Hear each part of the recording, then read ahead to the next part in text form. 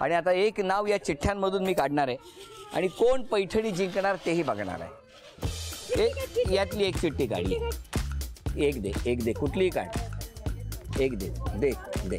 Thank you.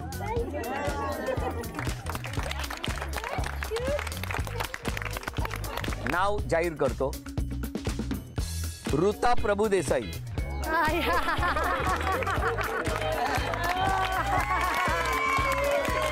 काय गंमत आहे बघा, केवढं प्रेम आहे दोघींचं एकमेकींवर। कसं वाटतंय आता? खूपच छान वाटतंय। आणि म्हणजे एकदम वेगळाच एपिसोड आहे हा मात्र।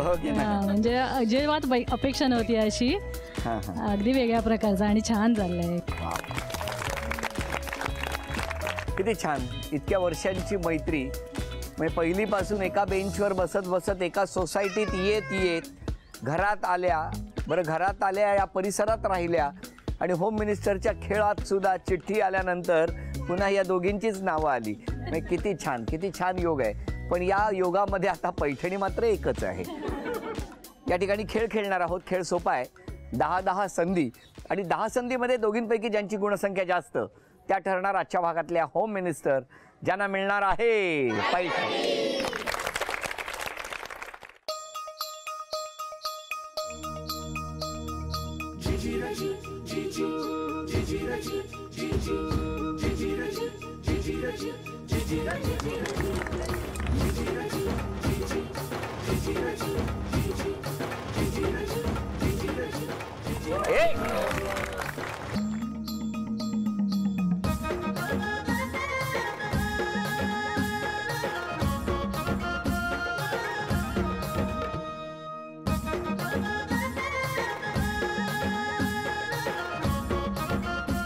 गुणसंख्या आतापर्यंत 1 आहे।